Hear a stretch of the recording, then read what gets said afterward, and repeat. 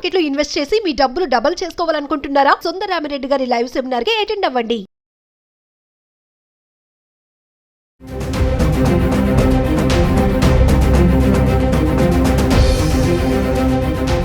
నమస్తే, welcome back to Suman TV. Present మనతో పాటు ఉన్నారు అనలిస్ట్ మందరి కృష్ణారెడ్డి గారు.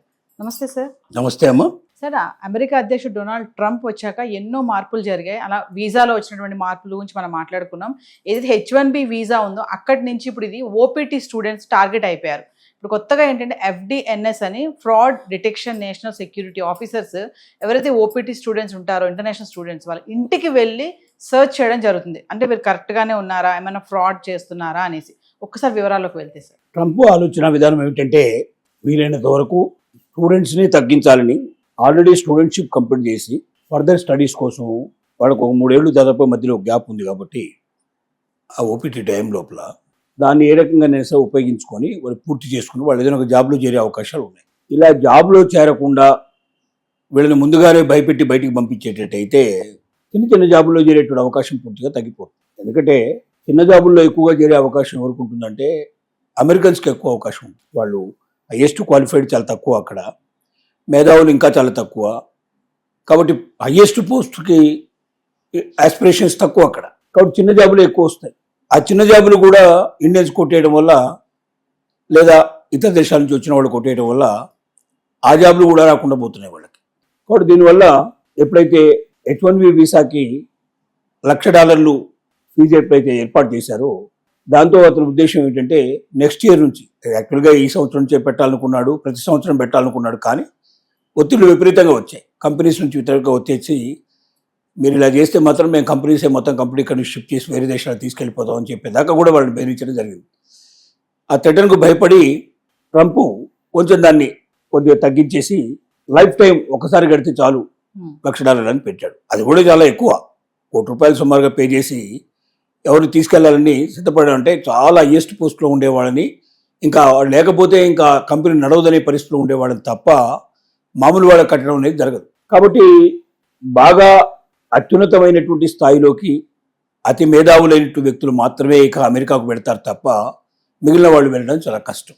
అయితే మరి ఈ కింది జాబులలో చేరుతున్నట్టు వాళ్ళని స్టూడెంట్షిప్లో ఆల్రెడీ స్టూడెంట్స్ని తగ్గించడానికి మార్గాలు రకరకాలుగా చేశాడు. స్టూడెంట్స్ రానివ్వకుండా చేయడానికి ఎత్తుగడలు వేసి వీసా ప్రాసెస్ ఫీజు పెంచడంతో దాంతో పాటుగా స్టార్ట్ చేయడంతో పాటుగా వాళ్ళ యొక్క సోషల్ మీడియా మొత్తం చెక్ చేయడం, ఎక్కడైనా పొరపాటున ఎవరైనా పెట్టినటువంటి పోస్ట్ని వాళ్ళు ఫార్వర్డ్ చేసినా అది వాళ్ళకు వ్యతిరేకంగా ఉందని చెప్పి దీంతో వీసాలు రిజెక్ట్ చేయడం, ఆల్రెడీ ఇండియాకు ఎంటర్ అయినట్టు వాళ్ళని కూడా కొంతమంది తర్ఫీ చేసి వాళ్ళ నుంచి కూడా కొంతమంది వెనక్కి పంపించినట్లాంటివన్నీ అలా కామన్గా చేస్తూ వచ్చాడు. ఇప్పుడు అక్కడ సక్సెస్ఫుల్గా స్టడీస్ పూర్తి చేసుకొని ఫర్దర్ స్టడీస్ కోసం కానీ ఫర్దర్గా ఉద్యోగం కోసం కానీ మధ్యలో గ్యాప్ వచ్చి ఆ 2-3 సంవత్సరాలు ఖచ్చితంగా వాళ్ళు జాబ్ అన్నా చేస్తూ ఉండాలి, లేదా హయ్యర్ స్టడీ ఏదైనా చేస్తూ ఉండాలి. ఈ రెండూ లేకుండా ఖాళీగా కూర్చున్న వాళ్ళు ఎవరైనా ఉంటే మాత్రం వాళ్ళని పట్టుకోవడానికి అమెరికా నుంచి వాళ్ళని పంపించడానికి పూర్తి ఆస్కారం ఉంది. వీళ్ళ దృష్టిలో అలాంటి వాళ్ళు చాలా ఎక్కువ మంది ఉన్నారు అని అర్థం. ఎందుకంటే జాబ్స్ ఉండవు వాళ్ళకి, రెండోది హయ్యర్ స్టడీస్ కూడా ఉండవు, జాబ్ కోసం ప్రయత్నం చేస్తూ ఉంటారు.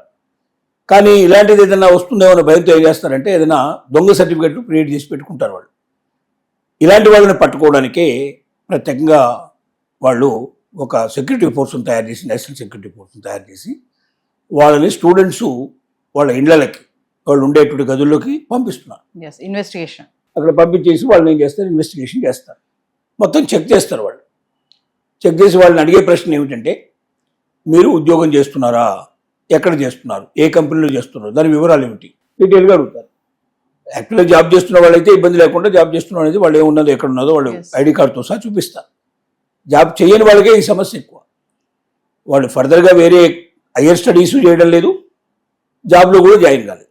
ఈ 3 సంవత్సరాల్లో ఏం చేయాలని వాళ్ళకు ఉంది ఉద్దేశం అంటే ఖచ్చితంగా మీరు ఏదైనా జాబ్ చేస్తున్నా మీరు ఇక్కడ ఉండొచ్చు 3 ఏళ్ళు, లేదా ఫర్దర్ స్టడీ చేసైనా ఉండొచ్చు. ఏమీ లేకుండా ఖాళీగా మాత్రం అమెరికాలో ఉండడానికి వీల్లేదు, ఇది కండిషన్. ఆ కండిషన్ ప్రకారంగా కొంతమంది అన్నా దొరక్కపోతారా. రెండోది ఇలాగ చేస్తున్నారని మొదలు పెట్టంగానే జాబ్ దొరకని వాడు, హైయర్ స్టడీ చేయగలిగే కెపాసిటీని వాడు సర్దుకొని అమెరికా నుంచి వెళ్ళిపోతారనేటువంటిది ఆ భయాన్ని క్రియేట్ చేయాలనే ఉద్దేశం కూడా దీంట్లో మెయిన్గా ఉంది. అందుకే ఇప్పుడు అక్కడ ఉండవలసిన చాలా జాగ్రత్త పడాల్సిన పరిస్థితి ఏర్పడింది. ముఖ్యంగా ఇలాంటి ఎవరైతే ఓటీపీ స్టూడెంట్స్ ఉన్నారు. ఓటీపీ వాళ్ళంతా కూడా చేయాల్సిన పని, ఓపీటీ వాళ్ళంతా చేయాల్సిన పని ఏంటంటే ప్రత్యేకంగా వాళ్ళు జాబ్లో ఉన్నట్టయితే జాబ్ డీటెయిల్స్ అన్ని పెట్టుకోవాలి. రెండోది వాళ్ళ సోషల్ మీడియాను వాళ్ళు 1-2 సార్లు జాగ్రత్త చెక్ చేసుకోవాలి. ఏవైనా పోస్టులు ఉంటే, అభ్యంతరకరమైన పోస్టులు లాంటివి ఉంటే వాటిని వెంటనే తొలగించుకొని వాటిని పూర్తిగా లేకుండా రాకుండా చేసుకోవాల్సిన అవసరం ఉన్నది. ఒకవేళ వాళ్ళకు జాబ్ లేకపోతే ఏదైనా ఫర్దర్ స్టడీలో అయినా జాయిన్ కాక తప్పదు. ఈ రెండూ లేకుండా ఏదైనా దొంగ సర్టిఫికెట్లు పెడితే మన అదొక పెద్ద ప్రశ్న. ఆ దొంగతనం బయటపడింది అంటే, ఎందుకంటే దొంగ సర్టిఫికెట్ ఉండేవాడు టక్కటక్క చెప్పమంటే వివరాలు చెప్పలేడు. ఎవరో తీసుకొస్తాడు, పెట్టుకుంటాడు. నువ్వు ఏ కంపెనీలో పనిచేస్తావు, పలానా కంపెనీ, ఆ కంపెనీలో ఎప్పుడు జాయిన్ అయ్యావు, ఎలా జాయిన్ అయ్యావు, డీటెయిల్స్ అన్ని టక్కటక్కగా అడుగుతుంటారు. నిజంగా ఉన్నవాడు వాస్తవం అయితే ఆ డేట్ ని కరెక్ట్గా చెప్తాడు. కానీ ఎన్ని క్రియేటివిటీ కాబట్టి క్రియేట్ చేసినట్టు కాబట్టి టక్కటక్క చెప్పలేడు. తప్పులు చెప్పే అవకాశాలు ఎక్కువ ఉన్నాయి. వాళ్ళకి కావాల్సింది కూడా అదే. ఆ తప్పులు చెప్తే అది తీసుకొని నువ్వు జాయిన్ అయిన రిపోర్ట్ ఇవ్వమంటారు. ఆ రిపోర్ట్ రెండు కూడా పరీక్ష చేస్తారు. చేసుకొని మీరు చెప్పిన దానికి రిపోర్ట్ మధ్య పరీక్ష చేసి నువ్వు డేట్ తప్పు చెప్పావు, నువ్వు సరైన ఆన్సర్ ఇవ్వలేదు కాబట్టి నీ క్యాన్సిల్ చేసుకున్నావు అని చెప్పి పంపించే అవకాశాలు ఉంటాయి. ఇక్కడ ఇంకొకటి సార్, ఈ సెనేటర్స్ ఎవరైతే ఉన్నారో వాళ్ళు ఒక సోషల్ మీడియాలో ఈ ఏదైతే ఓపీటీ ఉందో ఆప్షనల్ ప్రాక్టికల్ ట్రైనింగ్ దీన్ని రిమూవ్ చేసేయాలని చెప్పేసి ఒక నోటీస్ అయితే హల్చల్ చేస్తుంది అనేసి అయితే వింటున్నాం మనం. అంటే దాన్ని రిమూవ్ చేయడం అనేది ఎంతవరకు కరెక్ట్ అంటారు? ఓపీటీని ఏది కరెక్టు ఏది తప్పు అని చెప్పే పరిస్థితి ఇక్కడ లేదు. ఎందుకంటే చట్ట ప్రకారం ట్రంప్ అనుకున్నదే చట్టం. వాస్తవంగా ట్రంప్ చేసినటువంటి అనేక నిర్ణయాలు తప్పు అని అక్కడ ఉన్న సెనేటర్లో చాలామంది చెప్తున్నారు, మేధావులంతా చెప్తున్నారు. అసలు ఇప్పుడు ట్రంప్కు వ్యతిరేకంగా దేశమే తిరగబడే పరిస్థితి ఏర్పడింది. ఇలాంటి స్థితిలో తప్పు ఒప్పు అనేటువంటి పరిస్థితి లేదు. ఇక్కడ ట్రంప్ గుడ్డిగా కొన్ని నిర్ణయాలు తీసుకుంటున్నాడు. ఆ నిర్ణయాల ప్రకారంగా అక్కడ ఉన్నటువంటి మొత్తం యంత్రాంగం అంతా పనిచేయాల్సిన పరిస్థితి ఏర్పడుతుంది. వాళ్ళ లక్ష్యం ఒకటే, ఇతర దేశాల నుంచి వచ్చినటువంటి స్టూడెంట్స్ని కానీ ఇతర దేశాల నుంచి వచ్చే చిన్న ఎంప్లాయీస్ని కానీ పూర్తిగా పంపించాలి. పెద్ద ఎంప్లాయీలో మేధావులుగా ఉండేటువంటి మాత్రమే మిగిలిన వాళ్ళందరినీ పంపించేయాలి. ఆ జాబ్స్ అన్ని నిరుద్యోగులైనటువంటి అమెరికన్స్కి ఇప్పించాలి. ట్రంప్ చేసిన వాగ్దానం లోపల అది ఒక ముఖ్యమైన వాగ్దానం, ఎలక్షన్ల వాగ్దానం. ఆ వాగ్దానాన్ని నెరవేర్చుకోవాలి. అప్పుడు ట్రంప్ పేరు ప్రఖ్యాతులు ఎప్పటికీ నిలబడిపోతాయి. ఇది వాళ్ళు అనుకుంటున్నటువంటి. కాబట్టి దానికి అనుగుణంగానే వాళ్ళు పనిచేస్తారు తప్ప ఇప్పుడు న్యాయమా ధర్మమా అనేటువంటి విచక్షణ జ్ఞానానికి పోయేటువంటి పరిస్థితి లేదు. ఇది అందుకే అక్కడ ఉన్న వాళ్ళంతా చాలా జాగ్రత్త పడాలి. ఎవరైతే ఓపీటీలో ఉన్నారో అక్కడ ప్రజెంట్ పొజిషన్ లోపల అలాంటి వాళ్ళు 1-2 సార్లు ఆలోచించుకొని వాళ్ళు చేస్తున్నది ఏమిటి, నిజంగానే వాళ్ళు ఫర్దర్ స్టడీ చేస్తున్నారా, లేక నిజంగానే వాళ్ళు ఏదైనా జాబ్లో జాయిన్ అయ్యారా. జాబ్లో కాకపోతే మాత్రం ఏదైనా దొంగ సర్టిఫికేట్ పెట్టుకొని ఉంటే మాత్రం ఆ సర్టిఫికేట్లో ఉండే డేట్లు, జాయినింగ్ డేట్ కానీ వాళ్ళ దాంట్లో చెప్పినటువంటి వివరాలు కానీ అవన్నీ వాళ్ళకు పూర్తిగా కంటత రావాలి. అడిగినప్పుడు తడుముకోకుండా చెప్పగలిగే పరిస్థితి ఉండాలి.